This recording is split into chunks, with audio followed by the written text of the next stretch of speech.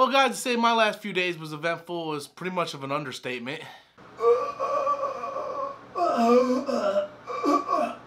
If it's 11:30, 12 o'clock at night and you're hungry, don't order Pizza Hut. So for those of you guys who don't know, I had food poisoning since Sunday and it was not fun. Throwing up every 20 minutes is not something that you dream about doing. It's an awful experience. Even now, even though I haven't thrown up since Monday night, my body's still weak. I still have yet to eat solid food. And my ribs hurt, my shoulders hurt, like every part of my body just aches because of all the straining of throwing up. Even if I didn't have to throw up, my body was telling me I had to throw up because it was so sick. Yesterday was my first day back to work and I couldn't even move. All I wanted to do was sleep. And that's pretty much what I've been doing. I wanted to do a video. I wanted to do this video on Monday because it was so important for me as a huge Spider-Man fan. I wasn't able to do it. So today we're going to talk about how Spider-Man Into the Spider-Verse was #1 at the box office and how the sequel has already been confirmed.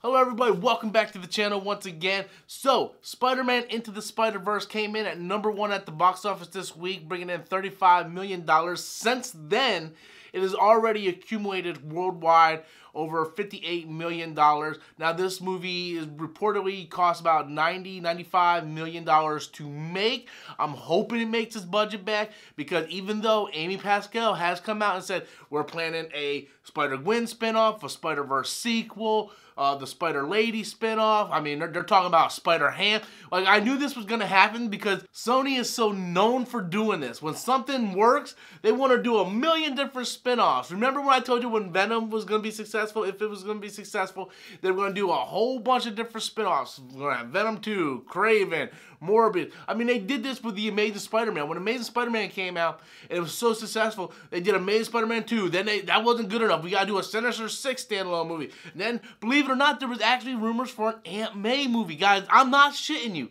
Look it up. There were rumors that there was going to be an Aunt May movie. So whenever Sony has some kind of Spider-Man property that's successful, they automatically just start throwing up all these different sequels and spin-offs without actually seeing if the first one is going to be successful. Now, I do think Spider-Verse is going to be successful. It's almost made its money back. And I personally think, this is just me as a huge Spider-Man fan talking, that this is probably the best Spider-Man movie we have ever gotten in terms of being Spider-Man.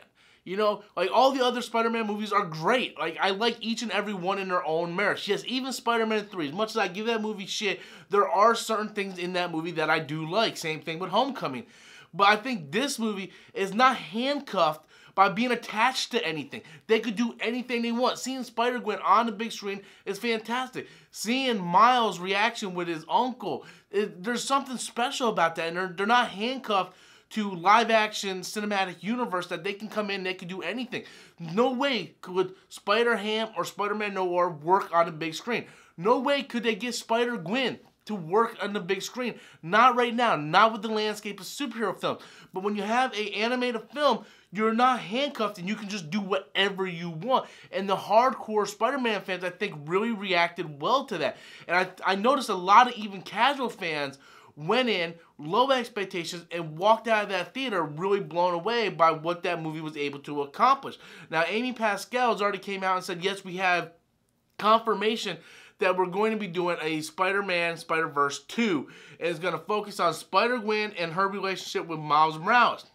Now, that kind of gives me a little cause to pause just a little bit as a huge Spider-Man fan, because I don't necessarily think they should just rush into a sequel and like, oh, we're going to do a relationship with these two. Yes, there was somewhat of a relationship, a romantic relationship, somewhat, very hidden in the first Spider-Verse movie. These two were never in a romantic relationship in the comics.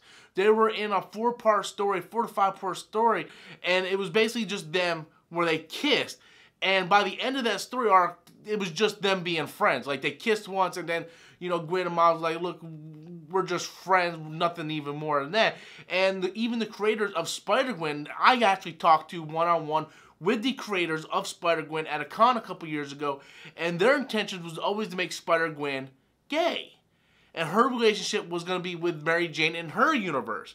So I really don't want them to taint that, especially since I like Miles Morales much more with like Kate Bishop. But that's just coming from me as a comic book fan. But I really have faith in what the creators have done with this movie, and they do decide they want to do a romantic thing with them in the sequel. I will be all down with watching it. It just depends how they execute that. I would love to see how Peter was able to patch things up with Mary Jane and his universe. I want to see Spider-Man Noir come back, Spider-Ham.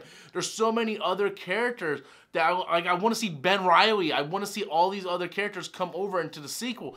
I think you could do these spin-off movies, and sort of like the MCU where you have the Avengers as your big payoff, you could do these Spider-Verse movies, and then you have a Spider-Verse team up, which would be the main line. So we have Spider-Verse 1, then go ahead and do like Spider-Gwen and Peter Parker and Scarlet Spider, and then they'll get together for Spider-Verse 2, and then it works so good if you just go about that formula, and I think it would be fantastic.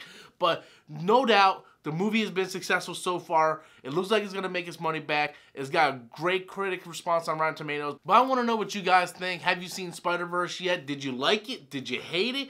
Are you looking forward to the sequel? Be sure to leave your comments in the comment box below. Also, be sure to like, subscribe button. And until next time, as always, I'm Robert Storms, and that's my opinion.